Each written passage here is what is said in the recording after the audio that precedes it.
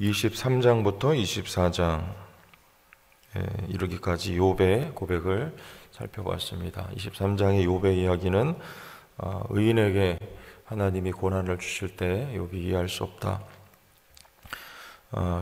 따라서 하나님이 나를 단련하신 후에 내가 정금같이 나온다. 이런 고백을 하면서 단지 내가 알 수 있는 것은 지금 하나님이 나를 단련하고 계시는 중이다. 이런 말씀을 했습니다.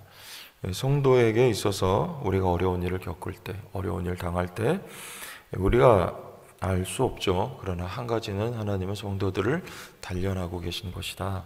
우리도 이렇게 생각하면 정확할 것 같습니다. 그러면 의인의 고난도 24장에 우리가 살펴본 말씀은 악인들은 그럼 왜 형통하냐?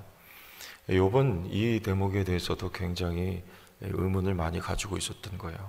나는 하나님 앞에 이렇게 의롭고 깨끗하게 살려고 노력했는데도 고난이 있는데 악인들은 왜 잘 되는가? 사실 이거 우리가 다 모르죠.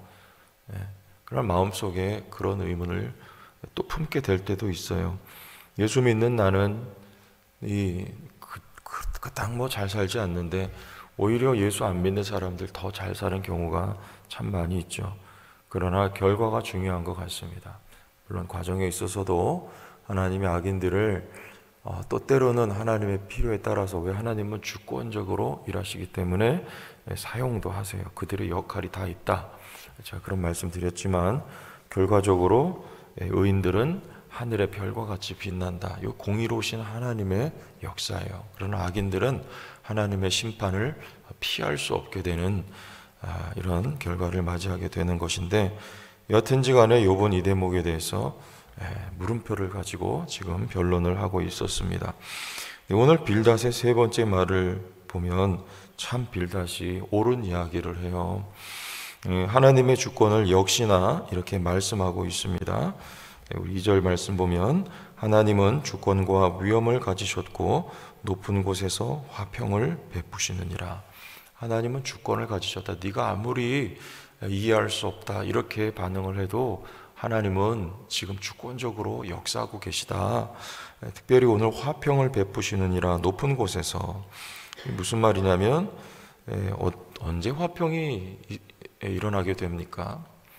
주권자인 하나님 앞에, 그 질서 앞에 이 만들어진 피조 세계가 복종하는 거예요. 그래서 그 복종하는 가운데 화평이 임하는 것입니다. 하나님의 말씀에 순종할 때 성도의 삶에도 마찬가지 아닙니까? 성도의 삶에 언제 샬롬이 임합니까? 하나님의 말씀에 온전히 복종할 때 비로소 세상이 줄 수 없는 평안은 우리에게 경험이 되는 것인데, 오늘 빌닷이 욥에게 이렇게 옳은 소리를 하고 있어요. 3절에 보면 군대라는 단어가 나옵니다. 이게 우리 같은 맥락에서 이해하면 됩니다. 그의 군대를 어찌 계수할 수 있으랴? 그가 비추는 광명을 받지 않은 자가 누구냐? 이렇게 말해요. 자, 여기서 군대라는 말, 그리고 광명이라는 말이 있죠. 군대는 하늘의 영적인 존재들을 말하기도 하고, 만군의 여호와 할 때 그 만군, 천지와 만물, 요거 다 군대 동일한 표현이에요. 그리고 만들어진 모든 피조 세계를 성경에서는 군대라고 하는 거예요. 군대 장관 누굽니까? 그러면 최고의 통치자는 하나님이시다. 그래서 여러분들 이 만들어진 피조 세계의 질서를 여기 빌닷은 이렇게 말하고 있는 거예요. 여러분, 우리가 우주를 보더라도 이 천체가 어떻게 저렇게 질서 정연하게 돌아갑니까? 하나님이 그렇게 창조하셨죠. 그리고 그 피조물들은 하나님의 창조하신 그 섭리에 따라서 운영되기 때문에 저렇게 질서 정연하게 돌아갈 수가 있는 것입니다. 특별히 우리가 군대 가보면은 어떤 사회입니까? 명령, 복종, 이게 제일 중요한 가치가 군대죠. 불복종하면 질서가 깨지는 거잖아요. 그래서 계급 사회가 될 수밖에 없어요. 최고의 통치자, 최고의 계급을 가진 분은 하나님이시다. 여기 그래서 그의 군대를 이렇게 말씀하고 있어요. 또한 광명이라고 하는 건 절대적인 빛을 말하는 거예요. 그가 비추는 광명을 받지 않은 자가 누구냐? 그 앞에 절대적인 빛 앞에 자기의 의로움을 드러낼 수 있는 사람이 누구냐, 이렇게 지금 묻고 있는 것이죠.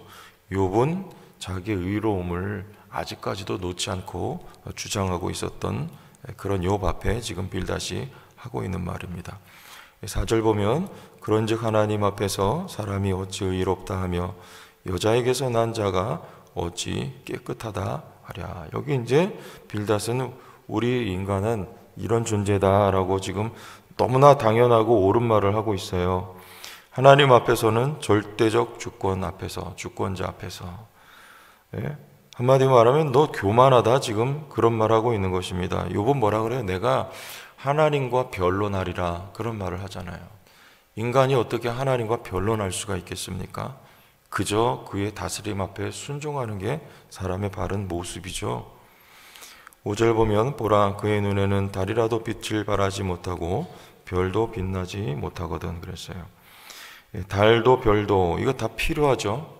여러분 요즘도 보름달이라도 뜨면 밤하늘이 얼마나 밝습니까? 요즘도 그런데 고대에는요 빛이 없으니까 가로등이 어디 있어요? 그러니까 달빛만 의지해서 밤길을 걸었던 시대가 바로 이 욥의 시대 아닐까요? 굉장히 환하고 밝았어요. 별도 마찬가지입니다. 우리 인간에게 꼭 필요한 거예요. 그러나 그런 달과 별이라 하여도 절대적인 하나님의 영광 앞에서는 아무것도 아니에요. 초라한 피조물일 뿐입니다. 우리 하나님은 그만큼 영광스러운 하나님이신데 6절 하물며 구더기 같은 사람 벌레 같은 인생이랴 이렇게 말하는 거예요. 하물며 인간은 어떠하랴? 그 절대적인 영광스러운 하나님의 존재 앞에 우리는 그야말로 흙이요 먼지요 티끌일 뿐이다. 빌닷이 이런 말씀을 하고 있는 거예요. 욥은 말했어요. 내가 의인으로서 당하는 고난을 이해할 수 없다. 그리고 악인들의 형통을 또한 이해할 수 없다. 근데 지금 빌닷은 한마디로 요약하면 뭡니까? 하나님의 주권자다. 모든 것은 하나님이 역사하고 계시다. 온 세상을 보아라. 하나님의 명령과 복종에 따라서 운영되지 않는 것이 없다.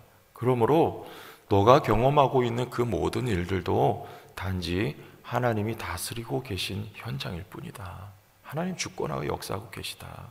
지금 이런 말을 하고 있는 겁니다. 여러분 어떻습니까? 옳은 말 아닙니까? 참 바른 말 아니에요? 자, 욥의 입장에서는 어떻게 해야 됩니까? 누군가 옳은 말 할 때 받아들여야죠. 근데 지금 쉽게 받아들여지지가 않죠. 왜 이렇게 길고 긴 변론이 계속되고 있나요?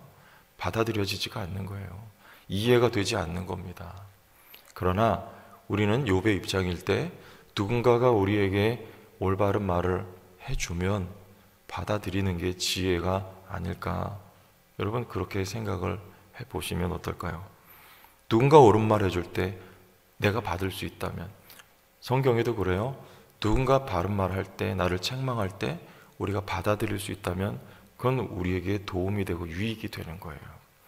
그런데 또한 여기 빌닷은 어때요? 너무나 바른 말을 하고 있습니다.